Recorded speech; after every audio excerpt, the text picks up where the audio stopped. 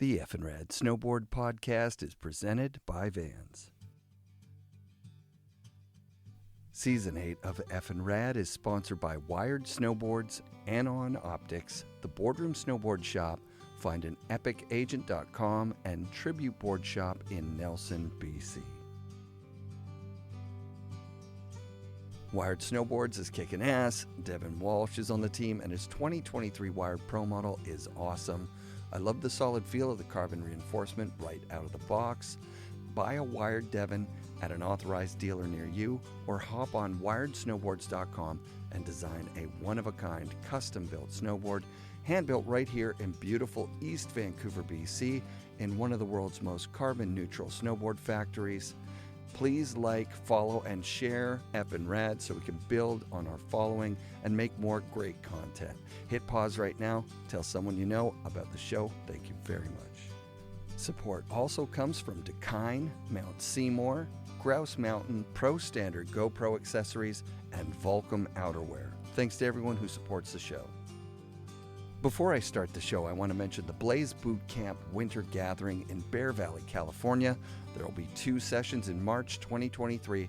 Go to highcascade.com to sign up. And special thanks to Spring Break Snowboards, Union Bindings, Cole Headwear, and Air Blaster for supporting this episode featuring Blaise Rosenthal. Please check out these amazing companies doing FNRad things. Blaise Rosenthal is a prolific pro snowboarder who was prominently featured in Kingpin's Destroyer and the Revival movies.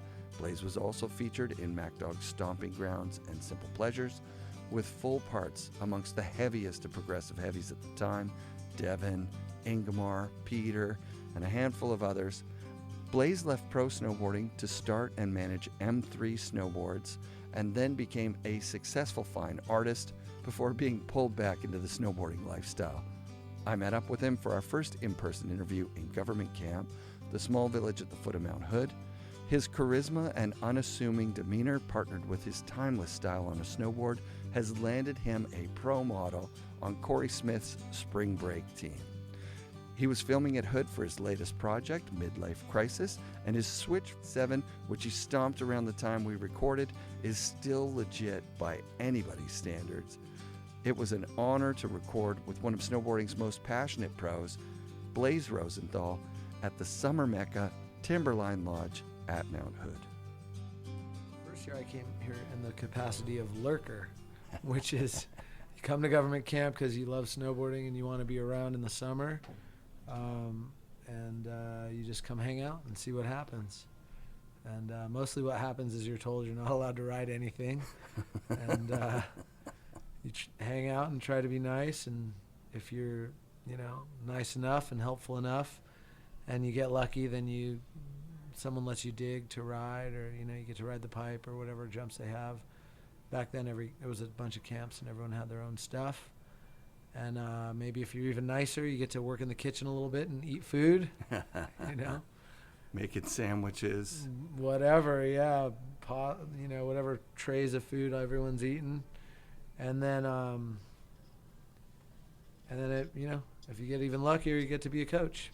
So, yeah. And I did all that stuff. So what camp would it have been in 92? 92, I came just like full lurker, no camp, nothing. I just bought a season pass, and that was like a luxury because the next year I came without one.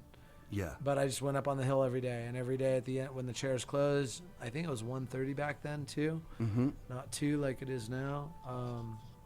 Just roll over to one of the camps and just try to look, kind of friendly and kind of sad and kind of helpful at the same time. Yeah. And yeah, if you're lucky, whatever, head digger would say, yeah, all right, slip the pipe 5 times and help us, clean it up after, and then you can ride with us. So you'd hike the pipe for the extra hour and a half or 2.5 hours and then clean it all up at the end. And that's the other thing. I think they let you stay on the mountain till 4 back then. Now it's 3, so that's a little different too. So the chairs open longer, but then everything shuts down an hour earlier. So this year I was, baffled by the idea that at the ticket window here in guest services, I could buy access to the High Cascade Park, which I thought we had access to because we were guests of High Cascade. Right. But it's run by Timberline now. Yeah, there is no High Cascade. There's no Camp Park now. That happened this. Oh well, we haven't been here. Yeah, we haven't been here for 3 years. So. Yeah, I came last year. Yeah. And that was my first season back after a bit of a break. And it's called the FTC, like the Freestyle Training Center, and I guess you pay extra to do that. About $30 a day. Yeah, I don't know. I know with the camp it comes on the ticket, so I always just get it on the ticket. But I mean, and it's kind of a bummer that there's ever anything that not everyone's allowed to enjoy, but I guess that's life. And like the reality of it is that the public park is really so fun that, you know, I think like you can come here in the summer and just buy the straight ticket and have a great time. Like, oh, there's hell so yeah. much to ride. So. Yeah, you see those lurkers now. They've moved up from Govey. Sometimes they'll live in their van up here by the the lodge, use the bathrooms here, sneak in. That doesn't happen, but yeah. And you know, bumming passes, walking up, you know, hoping to get that digger job, hoping to get a food job. Right. A lot of times when I'm talking to them, they just got fired from something. Yeah, that seems to be a common thing, is a lot of firing, a lot of short stints. Totally. So, yeah, get a check. Yeah, I don't really need to work anymore. Yeah, I don't know. I don't know what that is. Yeah. Well, I was just outside getting the memory cards for the cameras. Right. And I could see the Milky Way. I was this place is magical. Oh, it's absolutely beautiful. I was speaking with you special place. Earlier on that coming here for Wendell's camp, which is, listeners will know the story. I call it High Cascade, by the way, because that was when I was here in the past. High Cascade to me was always the like coolest camp. Yes. And it was the one that I worked for, was the one that, you know, and then at some point they merged, and of course Wendell's was probably cool too, but High Cascade was definitely my like affiliation. I got you. And that was the one I wanted to be at, and that was, Yeah, well, I live in Canada, so I should have gone to Blackcomb. I loved Craig Kelly. Right. But I rode at a Checker Pig demo up a chairlift with Tim Wendell. Oh yeah. Told him I was going to Craig Kelly's camp, which I wasn't. I just told him that's what I wanted to do, and he said, "Don't go there. It sucks. Come down to Mount Hood." And then I told my parents that I'd been invited by Tim Wendell. He'd noticed how good I was, which was not what it was. Probably wasn't giving you a discount though. No, but it was $399 for 7 days. Oh yeah, that's a good price. Yeah, it's great. I think the only thing about Wendell's that probably ever bothered me, because it was awesome. I remember riding there too, and they each had their own lane. I never liked things like named after the person, like a snowboard brand, like like Burton or Sims, like Lamar. All of that, like Lamar, any of it, right? And Wendell's, and I mean it's ironic because we're doing a camp now and it has my name on it, but like I guess there's a little bit different of a story about how that came about, so it feels maybe a little different, but I think that's all it was. Like High Cascade's just this different thing. It's not. Yeah. Their branding was always really good too. Little mushroom guy or marshmallow guy, and I mean this was way pre-marshmallow, but but they had wooden ramps in town. They were like, it was like the flagship. It was one, and now it's all one thing, and so there's no need to. And Wendell's went to just all ski. They were like, at one point. Did it? Yeah. So it was like Wendell's offered free skiing and snowboarding coaching. Okay. High Cascade never did. Right. And so then they just split them and said, okay, all snowboarding is going to be High Cascade. All ski will be Wendell. Okay. And I asked Tim about it. We're going to interview Tim again tomorrow. Okay. And he said, what the fuck do I care? Yeah. I skied when I was a kid. Yeah. Yeah. I don't know. I skied too, but skiing's not snowboarding. Oh, God. You might be the most... I don't want to say patriotic. That's not what it is. Most dedicated snowboarder that I've ever talked to. And I've talked about 200 pro snowboarders and guys like Ernie DeLost and Chuck Barfoot and there are people who get it. And Jamie Salter. Let's put it. We'll go all the way to the other side of the scale. Jamie Salter doesn't understand snowboarding and doesn't care to. Yeah, I wouldn't expect he does. I feel like you have somehow internalized snowboarding, that it is something more than just what most people see. It's something more to you than that. I mean, it's certainly a very big part of my life. It's certainly given me a life. Most of the good parts of my life have come from snowboarding.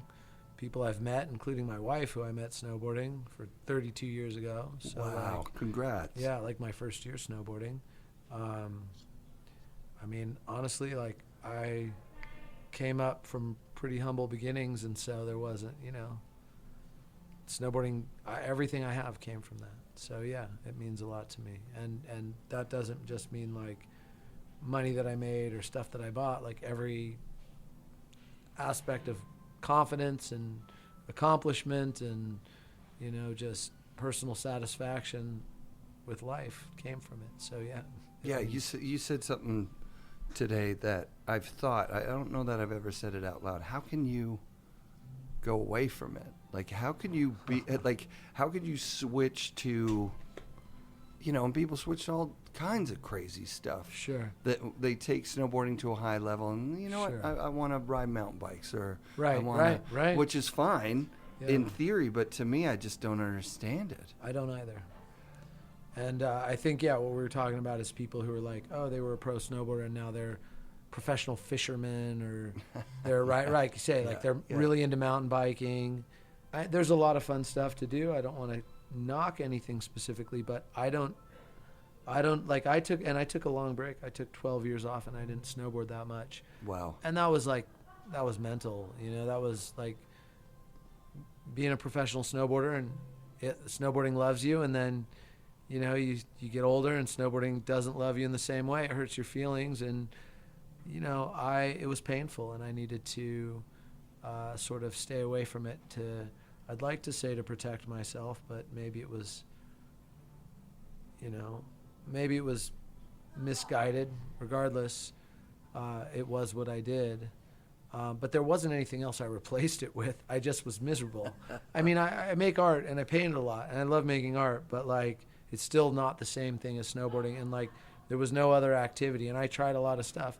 Played a bunch of tennis. I like that. Surfed a bunch. I like that. Drank a bunch of wine. That was nice. None of it's snowboarding. Not all of it's good for you, So I don't get how you would be active and able. Right. Like, I get it that some people's knees wear out. Yeah. I get it that some people, their back gets hurt or just whatever, and they can't do it. I don't get the people who are like, yeah, I was a pro and now I ride mountain bikes all the time. Again, someone's going to hate me for saying it, and I don't want to be the guy that is criticizing something, but it's just not as fun as snowboarding is. Snowboarding taught me so many things about myself, lessons, like how I wanted to be in the world, how I want to be in life, right? Yeah. And then there were some negative ones in there too. Like I had a hate on for skiing, like kind of feel like the fact that I'm a virgin to skiing, like I just never did it. Oh yeah. Gave me some form of, I had some sort of card of like I'm only a snowboarder. Sure. And now, when someone will say, like Annie Boulanger, she's like, yeah, I ski now too. Yeah, that blows my mind. I'm like, how? Yeah, that's how, and I feel the same way. How? And I never hated skiing. I like to think that I'm a person with a very open mind. Good. Yeah. I feel that I am that way about most things. I like, I like different stuff. I like different people. I like different food. I like traveling. I like different places. It doesn't all have to be a certain way. I think what sort of turned me off about skiing the most, because I skied and it was fun. We were skaters and, skateboarders, and we got a chance to go skiing now and then, and it was fun. You'd go and try to do daffies, which felt like doing an airwalk off a launch ramp or whatever. Rad. You were sliding around. It was great. But when we saw snowboarding, it was like, I clearly want to do that more. Yeah. It just made more sense in relation to our other, sort of parts of our identity and what we were into, my friends and I, my friend Leaf and other buddies, my buddy Jake. And I always like to think like I'm open-minded. If people are sliding on snow, that's positive. If people are happy and they're having fun, everyone's getting along, no problem, right? And I still definitely believe that.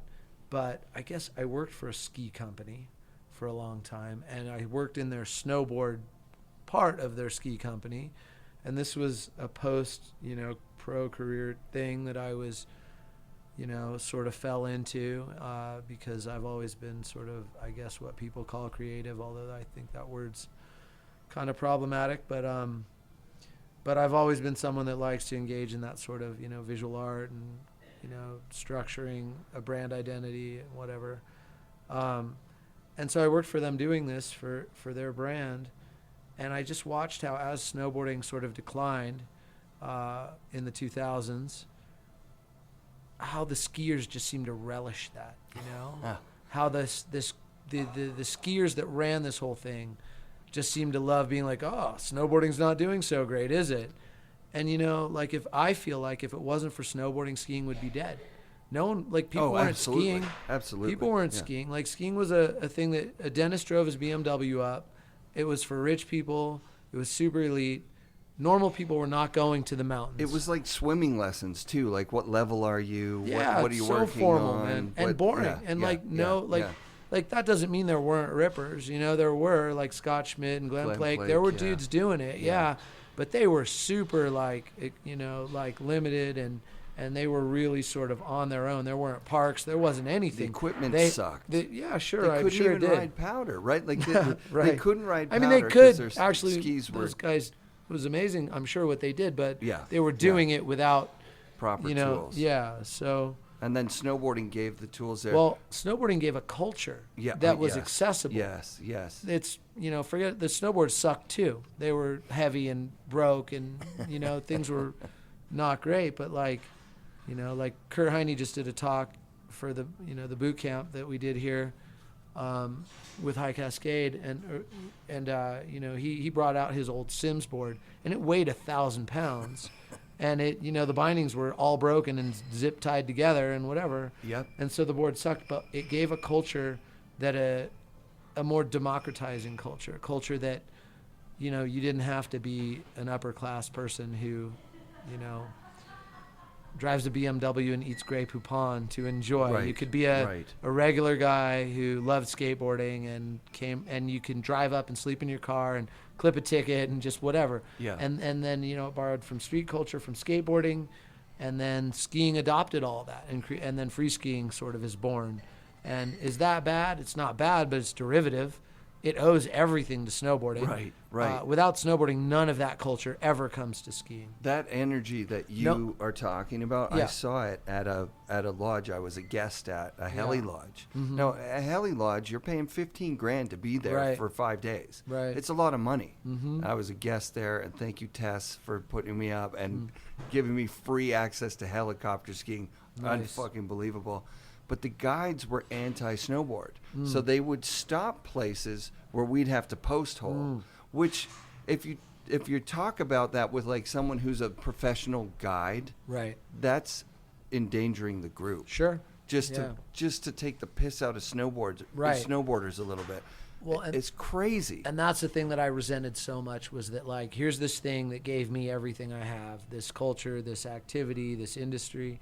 And then suddenly, as it's going down, you're declining, and it did. It shrank a lot. Like, it was a big growth period in the 90s and late 90s especially, and then it sort of started folding in on itself. And now I think it's actually doing really well again. It seems like everyone wants to snowboard again, which I love seeing. But when that shift happened, seeing these skiers sort of just like, seeing the gleam in their eye and seeing how they would like kind of sarcastically say things to me, it just made me hate them for it. Like, it's like this sport that you're kind of mocking saved your whole industry. The whole thing. You're a ski company with a ski factory and a snowboard factory, and you would have nothing left anymore if all these creative kids didn't drive up in their crappy cars, sleep in the parking lot, and go invent snowboarding and make it what it is, you know?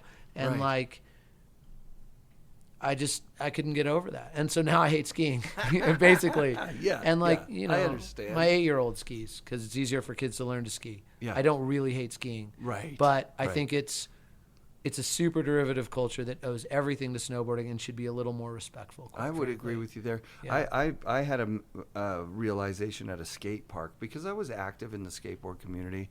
We would go to city hall meetings and say, like, look, there's this many kids and they got nowhere to go. They're out in the street. You want to build them a park. It's not the 80s anymore. We're in the 2000s. It's time to, like, build a skate park, for Christ's sake. So then they'd say, sure, and then the communities would come out and say, not in our, we don't want that riffraff around here, right? Like, so I put, like, heart and soul into getting a park made, and then I'm at the park, and there's all these scooter kids, and they've got cups of Slurpee, and they're spitting on things, and I've actually found myself taking some kids aside and saying, look, it's a skate park. It says on the sign, skate park. Right. Okay?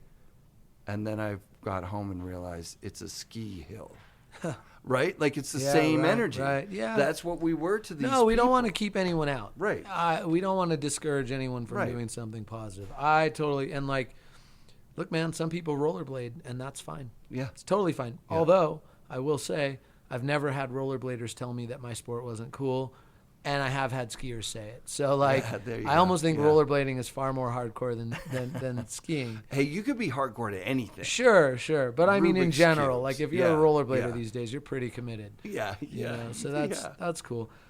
Shout out Chris Savage. Yeah, I don't know. He skates, he rollerblades, he runs the park up at Seymour. Oh, nice. And he does it unapologetically, which I think you should, man. Good. Be you, right. Yeah, it's fucking sick. I just really like snowboarding, and when people are critical of it, or when people, want to bring it down, it's like, I feel defensive. It felt like an addiction. Like, I heard Rankwit talk about it. I asked Rankwit, are you glad that you were a skateboarder, snowboarder? He's like, no.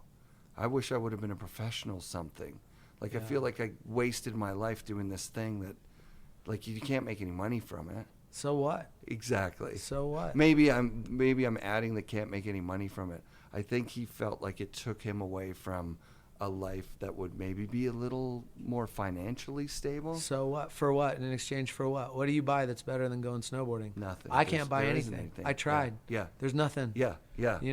I don't care about a car or a watch. Right. I don't care about any, like, I mean, of course I need food and I want to be comfortable. Yeah. But I'm up here for the summer. I lose money coming here. Right. By the time I put my kids in, my kids in childcare and I fly up and everything, like, we don't get paid that well to do this. Right. We're all here because we love it. And like, I'm here to be here and snowboard. That's what I want to do. Yeah. Like, would you agree it's addicting? Like, there's something about it. You think about it when you're not doing it? I feel like addiction is generally a term that implies some kind of sort of, detrimental aspect to something that you can't resist. I don't see the downside of snowboarding. So it's not addicting, it's fulfilling. And so you go after it, Yeah. So. Yeah, I left it for a while. Not because of your circumstances. Yeah. I had kids, and I thought to be a good dad meant to grow up. Sure. And a lot of listeners go through that. Yeah. And reach out and say, hey, you know what? I've been listening to your podcast. I got to get back out there. Because you give it up, you think the kids are more important. It's a lot of... Sure. It's a hell of a lot of hassle to bring the kids. You're not snowboarding. Well, I mean, it depends. I mean, that's part of the reason my 8-year-old skis at this point. And I have a 19-year-old too, and he started on skis, and then when he was ready, transitioned. Now he snowboards, and Gus will snowboard as well very soon, and he knows it, and he's talking about it. Sick. But the thing is, part of parenting is sacrifice, and that's giving up some of the things we love. Part of it is being a role model, and I fail at parenting just as much as anyone. I fail at everything just as much as anything. But when I succeed at things, I also try to recognize that, and like if you're showing somebody that you can be a grown-up that has fun and does something well, and they feel like they have something they can, aspire to, that's not a negative thing. And there's, I know dads. There's one I ride with up here somewhat frequently, and also lives in Tahoe, and hopefully we'll ride together more there. And he's a ripper, and he's so devoted to his kids, and he's so about them snowboarding all the time. And I love seeing that. That's admirable. But he also, I'm trying to tell him, like, look, dude, your kid's going to be stoked to know his dad can do a 540, because he can do a 540 even without trying and not snowboarding all the time. And like, that's also a gift you can give your children. 100%. Yeah, that respecting their parents and recognizing that it's okay to be a grown-up and still have a good time. Yeah. Your life isn't over. Yeah, it was over for me. Yeah. It was a self-inflicted barren wasteland, snowboarding. Yeah. And then once I came back to it, it was so obvious that I'm a better dad if I'm a happier person. You're a better dad if you're happier. You Yeah. have something worthwhile to share with your kids. Totally. You can be someone that like they can look up to for, Yeah. answers and Yeah. be curious about your culture. And I mean, I take my kid out and he's like, "Give me the phone. I'm going to film you now." And I'm like, Sick. "Yeah, all right. You want to go sit on the knuckle? Be careful. Stay on the side." Yeah. And he'll be like, "All right, Dad, but you got to do a 720." And I'm like, "What? It's like 10 in the morning. The jump's still hard. I'm not ready for that yet." And he gives me a hard time about it. But like he knows that Dad's going to go for it. That's and dope. he wants to push me. And he enjoys knowing that I can do something that he thinks is cool. Absolutely. And not that I'm just there to make his macaroni and, give him a shower or a bath at night. Right. As parents, you go through this awful thing, and it's quite lonely, because if we, as friends, if I was like, "Come wipe my butt," you would be like, "That's not my friend anymore." I mean, maybe in 40 years when it's necessary, sure. but no, Sure. right. Hopefully we can Kids afford to talk pay to you someone else. like you're not human. And they can be demanding, and you could get them exactly what they want, and they could not appreciate it. Right. And you go through this life with your kids sometimes where you're just like, "Is anyone else seeing this? This is like I'm a nothing here."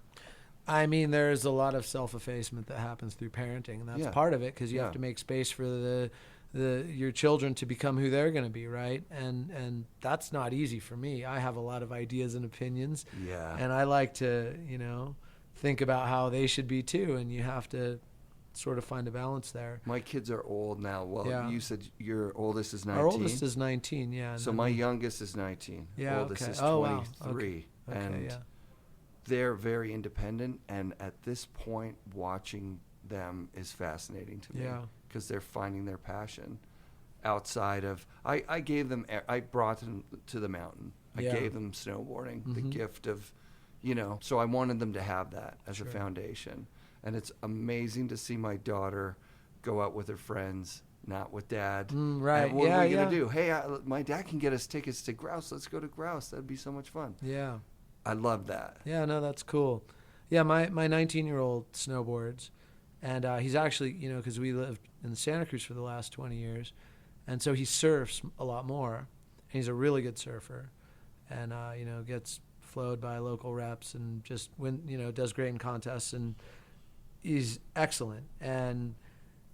But snowboarding, and he snowboards pretty well for a guy that doesn't get up there that much. He'll show me clips and be like, "Look, Dad," and like, he's doing stuff. He's doing a 270 on. He's front boarding things, whatever. Sick. It's like, man, he snowboarded 4 times this year and 4 times last. Like, but he's still not better than I am. Not even close, right? I love it. So and he's a way better surfer. Like, I can't even, pretend to surf anything like he does. So it's interesting, because part of it is like I'm proud and impressed, and then part of it is I still kind of have that where I can be like, look, And it's almost nicer. When I was a young, really hungry snowboarder, I was like, I don't want to date snowboard girls. Sure. Because then I'm on that timeline. Yeah. Like, let's stay up late on Saturday. Oh, it's going to be a pow day tomorrow, though. Right. Yeah, but let's just stay up, and then we'll get there when we get there, which wasn't my MO. It was like, if it's going to be good, if we built a jump, it's going to be sunny, let's go shoot it. Like, I was hungry. So I intentionally looked for someone that didn't snowboard. Oh, interesting. But the reason is kind of the same reason I get to celebrate. Like, my son's not snowboarding as much anymore, but he's got this cool passion that he works in film. He's wanted to for a really long time. Yeah, right. And he did his first day on set. It was like an 18-hour day. Oh, wow. He was so nervous he didn't sleep the night before, right? Yeah. And when he was coming home, I was ready to tell him, look, if you hate it, just you got to stick with it. Because there were a lot of things working against you on your first day. Sure. The beginning of a lot of things. He said, I loved it. He said it was the best day of my life, Dad. Yeah. And to see him have passion about something I understand nothing about, it really takes the pressure off me. And like Sure. you say, I can snowboard. I can snowboard better than him, which is, obviously a point of Right. pride when we're up there. I could jive him a little bit, but I know nothing about film, and he knows all this crap. And now he's working in it. Right. And I'm proud of him. No, It's for sure. dope. For sure. No, and the thing is, I never pushed my kids to snowboard for the same reason that, like, when we started skateboarding in like 1987 or something like that, I guess it would have been, we started to not be doing the things that our parents were doing, to not do the things that society, everything was telling us to do this other thing, play football, be, like whatever. Homecoming. Yeah, right. It was that kind of Yeah. classic, Americana bullshit. But like, and we weren't into it because we saw the hierarchy. The hierarchy wasn't going to work for us. And so we tried to create our own program, and skateboarding was all about that back then. Totally. And it was about us finding our own way, making our own community, creating our own rules, and doing something we loved, right? It was a way of creating a community that wasn't class-driven. Because you couldn't tell where someone was from when they were in the air. No. You had no idea. For sure. And with skateboarding, it was, there was plenty of diversity because so much of it happens in urban areas. There was just like, and nothing mattered. All that mattered was we were all skateboarders. And that was awesome. I met a lot of cool people, made a lot of good friends. The thing with snowboarding for me came directly from skateboarding. Like 100%. That was 100% where that relationship came from. And that was where the industry was largely sort of coming from. And so it was the same thing. We were doing it not to do what our dads did, not to do what everyone expected of us. And, to try to flip that. And then like, I'm going to be the soccer dad with snowboarding where like, all right, kids, you're going to be, a professional and I'm going to take you here and do this. Like, I want them to want it for themselves. Yeah. I want them to do it because they like it. It's tempting. I remember bringing my kids up and looking and seeing, is there a spark? Are they going to... Yeah, no. And hey, my 8-year-old's great on skis. I think he's going to snowboard great. My 19-year-old surfs great. He could definitely end up doing something in surfing. But we would bring him out to surf, and I'd try to be like, do this, and he'd just be like, and growl at me and like paddle over and do his own thing. And he would like, for months, he wouldn't go to the outside. He'd just catch these foam balls over and over and over. And then suddenly he just went out, And then in the end, I'd ride my bike down and like my 10-year-old surfing double overhead south swells, like, at Pleasure Point and on his own. And he found it by himself and he's paved his own way in that. And so I'm proud of him for that. And I don't want it to be something that they just do because I do it. I want them to find their own sort of joy from it. So, yeah, it's a waste. It's very, very rare that you get like a Frank Hawk, Tony Hawk situation. And even when you hear even Tony still, Frank Hawk wasn't a skateboarder. No, he just cared about what his kid was into. Yes. Said, I'm going to facilitate this. Yeah. With me and my kids with snowboarding, it's different because I'm into it and I'm doing it. Yeah. And they are too. Yeah. And of course, that's great. It means I can I'll take Gus, the 8-year-old, we'll go to Boreal. I'll meet, Corey or, whoever from Tahoe. We'll go ride. We'll ride through the park. Gus stays on, over on the piste off Accelerator there, and he's cruising down. He's so fast. He'll beat us down, but I can see him. He's 30 feet away. I know he's safe. We're riding all the jumps and stuff, and we get to the bottom. I'm a good dad, and I'm doing exactly what I want. It's the best. And, what could be better than that? Watching my kids ride powder, the two of them together, I knew where to take them. I knew the pitch, and just the smiles on their faces. Yeah, that was a moment as a dad that I was like, I am so glad that they have the basics to be able to get to this and see what this is. Yeah. Oh my God. Yeah, I had a day with my 19-year-old and some friends last season that was fun to kind of watch them do their thing and then sort of try to one-up everything they did, You've been that guy the whole way through, right? Because you met Chad. Chad was a camper. You were his coach. Yeah. And to hear you guys back and forth to this day, it's about it's a little one-upmanship. It's a bit taking the piss out of each other. We take the piss out of each other, but let me be clear. Yeah. Chad has always been better at snowboarding than me. He's a natural talent. He always was. He's an incredible natural He always talent. will will be. Yeah. And that's something I became comfortable with a long time ago. You had It's not one-upsmanship right, with him. Okay. I'm constantly trying to earn his approval on the mountain. And off the mountain, I'm constantly trying to promote who I think is one of the coolest people I've ever met. Somebody that's like always been soft-spoken and understated and just been an absolute like A+ person who crushes it. Yeah. And, you know, I'm not going to say he's never gotten respect because he's an His parts absolute earned him icon. respect. Yes. But yeah. I think he deserves even more respect than he's ever gotten. I think he's probably the best definition of snowboarder that there is. Like if you had to put someone in the dictionary for snowboarder, it's Chad Otterstrom. Absolutely. Mm-hmm. 46 years old and absolutely crushing it. And like he'll film me all day. Yeah. And I'll be like, sweet, I'm going to get this, I'm going to get that, and we'll do these laps. And then I'll be like, you want to go? And he'll be like, yeah. And then he'll do the same jumps and go like 20 feet farther and just nail everything first try. And it's like, all right, you're still better than me. He's a legend, man. He's a legend. But who's still killing it. That's the best really part. killing it. Yeah. Really snowboarding well. Yeah. Like and better than most. And so nice. Anyway, like when I went to Breck, he's like, yeah, come stay at my place. He took me up. We went up hiking, you know. Yep.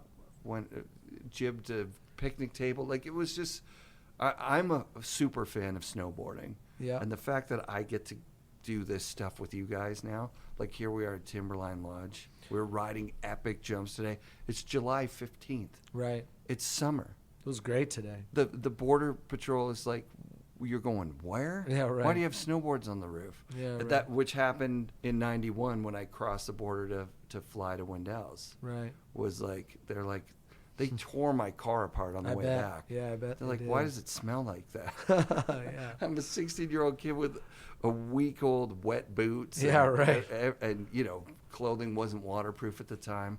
And a brand new board, anything to declare. Now, I don't, what does even that mean? Yeah, wet boots. Yeah, stinky, gross boots that I don't think I'll ride next year. Yeah, right. So if you want to throw them out, just throw them out. Yeah. But it's life-changing. Yeah, and the absolutely. trajectory of my life changed when I saw this place. Yeah. The forest, the roads, seeing the mountain from the highway. Mm-hmm. It's breathtaking. No, yeah, you come around that corner, you see it for the first time. Oh. Yeah. Yeah, that's remarkable. It's crazy. So yeah, our intern Josh is 19 or 20. Okay. He's at my son's age actually. Right. And I wish my son would want to do what Josh, but Josh has that passion for snowboarding, and he can do the dumb Instagram thing. It's hard for me to do that. Yeah, I struggle with Instagram, but I get some things on there now. Well, you got a lot of art on there. Yeah, I put mostly art on my whatever the permanent stuff, and then I just post all stories of snowboarding. Yeah. So yeah, I don't know. I'll probably do a hard post of snowboarding pretty soon. I'm just waiting for something good enough. What's going on with your movie? I met the guy. Did you see Ingemar's movie, the Swedish movie Pinguland? I saw someone post like a 270 bomb drop that he did off the dam. Yeah, and it's like, you know, whatever his Instagram handle is, Gorgonzola or something like that, right? Yes. And I am a huge Ingemar Backman fan. Oh, yeah. And so I saw that and I was like, wait, what? Like, he's doing this? Yes. And I like commented or I sent him a message or something.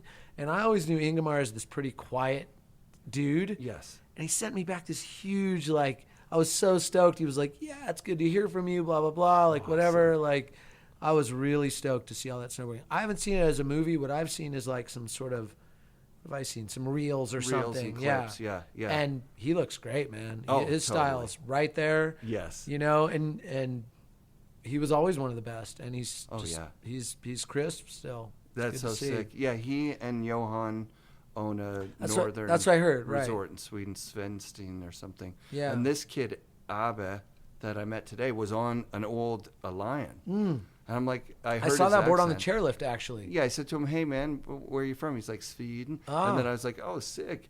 I do a podcast. And then he had listened to the podcast. Right. And then he goes, I did a movie with Ingemar. And so he made Johan. that. He made that. Oh, cool. Yeah. And he's sick. He was boosting today. That guy was, on that old Ingemar. On that Lion or whatever. Yeah, it's right. so good. Yeah, right. yeah. I mean, remember how stiff those boards were? Did you ever ride one of those? No. That was during the M3 time, so you were... Lion would have been, M3, and then Yeah. Atlantis was like, I was on silence at that point, I think. Oh, yeah, silence, right.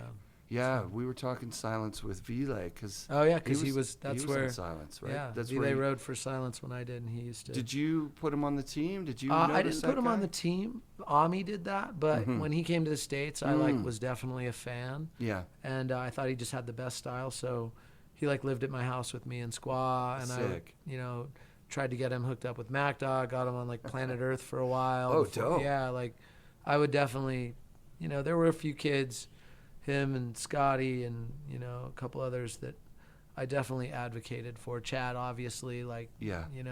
You became an advocate for others young because for some reason you had decided that you were going to quit when you were 24 or something. No, that was crazy. I didn't quit. I mean, 24 is when I started M3, I think, or maybe 25. And I think 25 is when I filmed the part for Revival. Sick. Which was definitely my best video part. Hell yeah. But hell yeah. I didn't quit, but it just, I don't know. I just always wanted to connect things. And if I saw a rider that I thought was good, I was going to put him on a company that I was part of, or, try and hook him up with a filmer that I thought was a good spot for them. And I don't know why, but that's always just been a kind of natural inclination for me. It's community. So, that's part of it. Yeah. Yeah. And, I still like doing that. So that's rad. That is so rad. I'm so stoked that you're back at it. Let's talk about your camps. Oh, yeah. Okay. So what is Blaise Boot Camp? So, well, first of all, the name comes from Corey Smith. And that's from I'll drive up to Tahoe and I want to go snowboard, and Corey will come out and we'll get to the mountain at 10. We'll ride for a couple hours. Corey will be like, okay, that was fun. Let's go get a beer, And I'm like, what are you talking about? It's noon. Let's go snowboard some more. And he's like, all right, whatever. And then we'll snowboard a little more. And then he'll be like, all right, let's go get a beer. Let's go have something to eat, whatever. And I'm like, no, come on, we're snowboarding.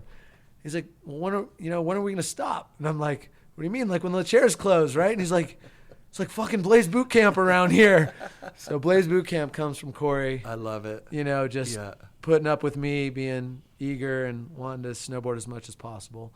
And, then from that point, that's the name, but the actual camp itself came from going to Bear Valley with Andy Blumberg, who used to be the editor of Transworld and Blunt before that, who I've known for years and years, a really close friend.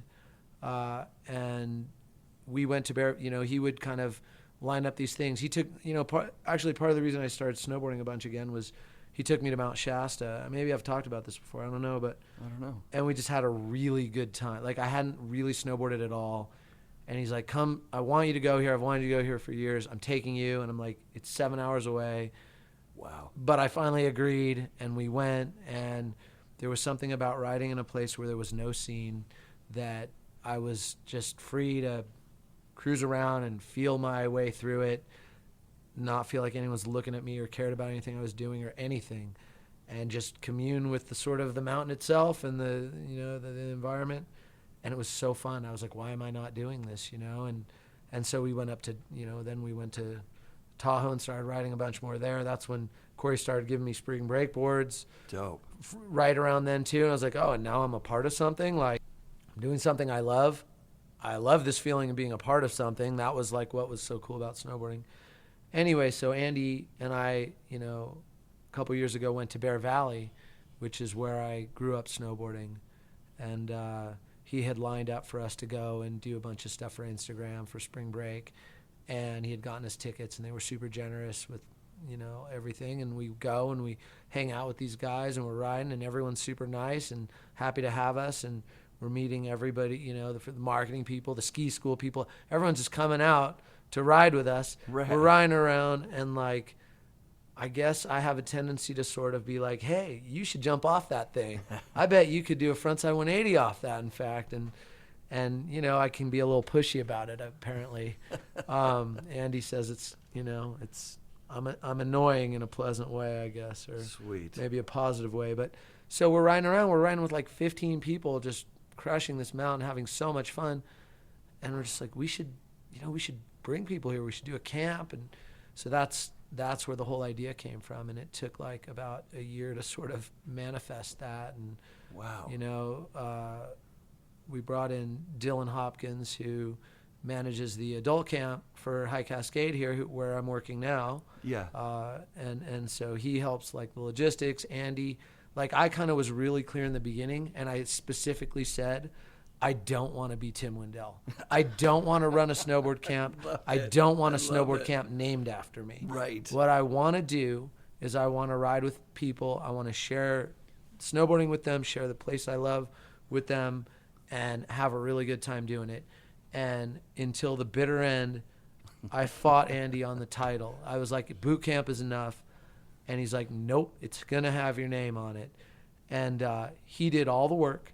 He curates everything. So like all the guests, we had Pat Bridges do a fireside chat. We had Dave Cioni come out and shred with us. Whoa. Next year we have Pat doing a clinic, how to ride like Pat Bridges. We have Chris Roach is going to come do a Butters with Chris Roach clinic. Like all of this is Andy. I don't do any of this. I got to get a spot at the Roach one, man. You got to come down. Yeah. So like he does all of it. He sets it all up. And Dylan, you know, he's the curatorial, the sort of creative director, I guess. We don't have titles. Sure. But Dylan manages logistics and knows how to like take care of stuff and get all that stuff done. Did he cut his teeth at We Are Camp or whatever? Yeah. Dylan's been, you know, making the adult camp run for a few years now. Rad. And so, and we met some of your campers today. Yeah. On Hill. Yeah. And they were ripping. Yeah.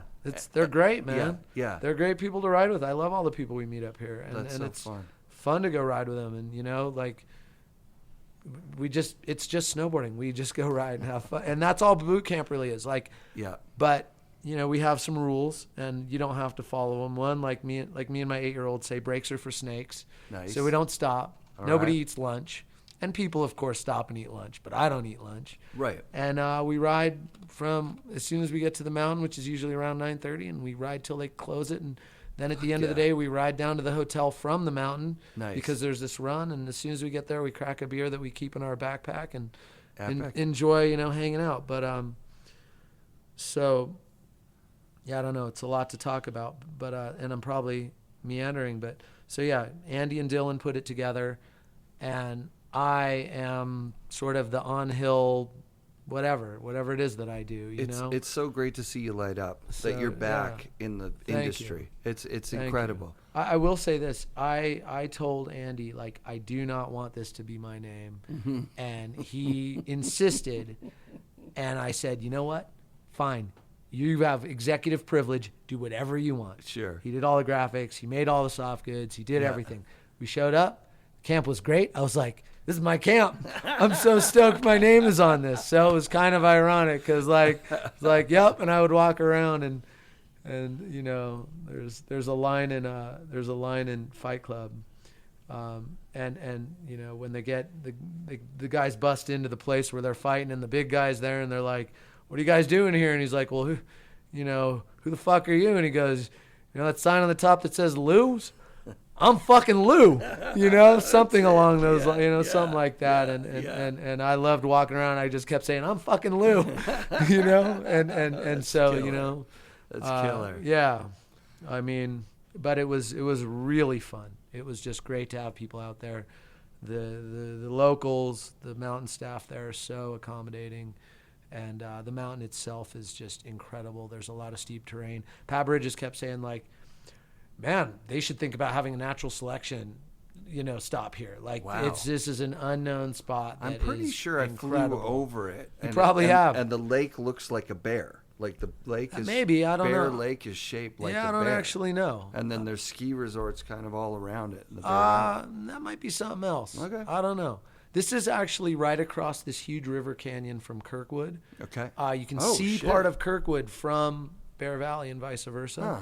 And it's just kind of classic Northern California steep terrain, good couloirs and like granite blocky, you know, like drops. And they have a fun little park that we cruise a bunch. And there's a backside with a bunch of trees. And Tahoe's amazing. Yeah. Unbelievable. This is kind of, it's not quite Tahoe because if Kirkwood's like South Lake Tahoe, yeah. This is south of that, so we're getting into Central Sierras. But yeah, it's beautiful, man, and we had a really good time. So I can't wait to do it again. Congrats, dude. That's dope. It's and it sounds like, you know, one of those things that's not forced. It's organic. It's super organic. Yeah. You know how to coach. You've been coaching. I know how to ride with forever. people and you try to encourage them to do stuff they might not quite think they can do. Right. And I certainly know how to try to show off. Like I'm not above that. And but so, you need that too. Like that's the thing. I want to lead by example. I don't want to be a coach that sits on the side of a half pipe, on one knee with my arms crossed and watching some 14-year-old try a quadruple cork and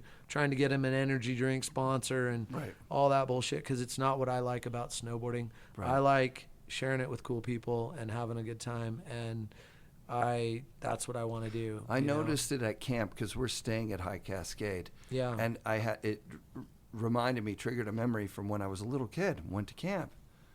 One of the things you're doing as a camper is looking around and seeing adults that you aspire to be like. Yeah, for sure. You're learning, they don't tuck their pants into their boots, and tie their boots around their pants. Although some of them do these days. Now they might. I have seen that as the trend, but I know what you mean. Right. But yeah, I'm coming from Sudbury, Ontario, the middle of absolute nowhere, with nobody but the videos to look up to, and then all of a sudden there's Scott Downey, there's Kevin Delaney, there's Tim Wendell, there's these Colorado legends for me, and then you get on the hill and you go, holy shit, there's Roach, there's oh my god, then your mind's really blown. It was the first scanners were over, so there was Randall Lamb, but there was also Bertrand and Birdie and Camille Brichet. Oh, remember, and remember those shots, insane, dude. Maybe in a fall line video or something like that, of those guys riding Santa Cruz boards. It would have even been a Mac Dog, early Mac Dog. Mac Dog, okay, maybe in the pipe. Those guys just dominating, right? Yeah, which made those crappy boards really popular. Yeah, well, I my first sponsor, so was Santa Cruz. Yeah, was Corey there at that point? No, I rode for Joel Gomez. For Joel, yeah, but really I rode for Bob Klein. Is really who he was. The rep, and he gave me a board. I've been reaching out to Bob this year to talk to him. Have you seen his podcasting, The Snowboard Show? I haven't, no. Okay. I haven't spoken to him in years, but whenever I have spoken to him, it's always been a pleasure. So. Yeah. I heard him on a podcast or something talking about, he was just an affluent kid. He actually bought his way onto the Burton team. Yeah, he's told me that story. Yeah, because Jake was making boards for team riders only, basically, prototypes. And Bob was like, well, how much? Just tell me how much. I'll get my dad to buy it for me. And then at some thing, he had bought his board and he was going to win or get third or whatever. Yeah, right. And then Jake is like, hey, put on the Burton bib. And he goes, am I on the team? Yeah, I bought my own board. Huh. There's no way I'm doing this without you saying I'm on this team. Right. And I love that story. Because he cared about it as much as we did. Oh, for sure. He had a little more, resources. Well, luckily he trickled down. He gave me a board, and I was not an affluent kid. So when he gave me that board, I remember we were riding up the chair, and it was a demo, and I was there with a shop owner that I worked for, and he was like, "What'd you pay for that board you're on?" I was like, "Oh, whatever. I got a pro for him." And he was like, shouldn't have to pay for a board, and my mind just went like, I know what he's getting at, but I'm gonna play dumb. And I was like, well, I have to pay for a board if I want one, right? And he said, I'll give you a board. And I was like, ding ding ding ding ding, I'm sponsored. Yes, this is it, you know. And so thank you, Bob. What was that board? Was it a Tao? He gave me a Tao, which I turned around backwards so that I could ride the wider stance, because otherwise it was like a 17-inch stance that you had to ride with 40 degrees on the front foot and 20 degrees on the back. But if you flipped it around, you sort of rode both the front feet, you could you know what I mean? You could ride this totally symmetrical duck-footed stance. I had a Delta, so it was the same deal. Yeah. The other thing about riding those asymmetrical boards, because it's only asymmetrical side cut. Right. The deeper side cut on the toe side gave you a hookier board. Yeah. And then if you're just floating on your heel side, traversing or something, it was easier to ride. Honestly, we were back then I dragged my board through the parking lot. We were skateboard ratty little, I bonked it on it. I just nose bonked everything. I rode over it. Yeah, it didn't matter how it performed. The rocks up here, I hit a rock up here today on a board. So the board I'm riding is made with wood that we got from Mount Seymour. Oh, wow. From a fallen tree on Mount Seymour. Oh, that's cool. So I want to keep that board for the rest of my life. But then the rocks up here just sticking out of the snow are just too, even though they look so sharp and tear things apart. I beat up boards a little bit, and Corey's always like, dude, like he really cares about the boards. Yeah, and of course. so he's like, dude, it's like, yeah, but you don't want me not going for it, right? So this is going to come out midwinter. So we got a lot of time here. Okay. Can we announce the board? My board? Yeah. Who told you about that? You I showed showed it you to a me. picture. Yeah, you showed it to me. I mean, he had talked about like a limited edition board, Yeah. and I did a graphic. I had a friend help me, Sick. someone I've known a long time named Andy Rosenthal. No relation Oh, other wow. than we're all related at some point, right? Sure. And he helped me out and presented it. And I don't know, Corey came over and was like, look, we thought it was going to be a limited edition. Blue and another dude, I think Ephraim, he said, really liked the graphic. And we all just decided, like, it's just going to be your board. So Oh, wow. dude, all the sizes and, you know. Congrats, dude. Thank you. And that I'll do the graphic. Now, that being said, till I have one of those things in my hand, Of course. I don't believe anything. Shit changes. So Shit changes. It does. I really want, I Yeah. don't want to jinx Yeah. it. Yeah. I don't want Yeah. to do anything to jeopardize it. Well, I'll be checking with you. I'm in the really winter grateful 'cause- to those yeah. guys for believing in me in that way. And it's, I mean, the way my career went and sort of concluded with M3 sort of falling apart and feeling like I left snowboarding with my tail between my legs kind of a bit,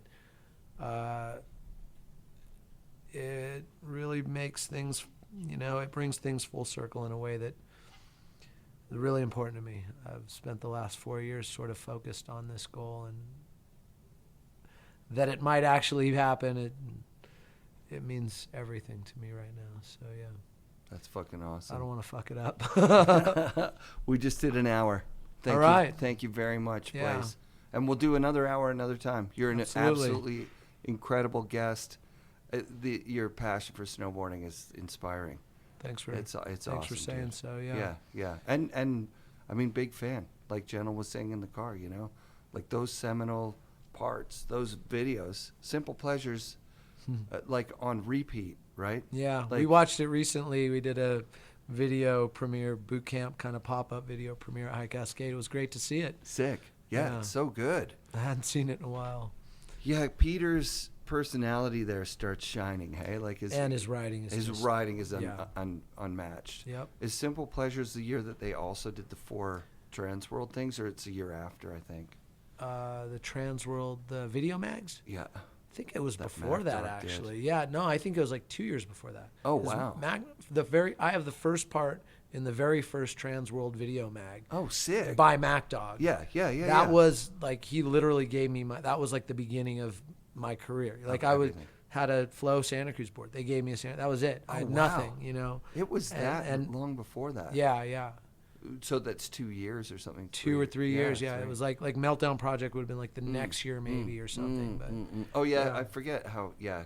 everything's so condensed back Yeah, then. It yeah, happened yeah, all so yeah. fast. Yeah. Now I think of Capita, which has like been around for like 20 years, Yeah.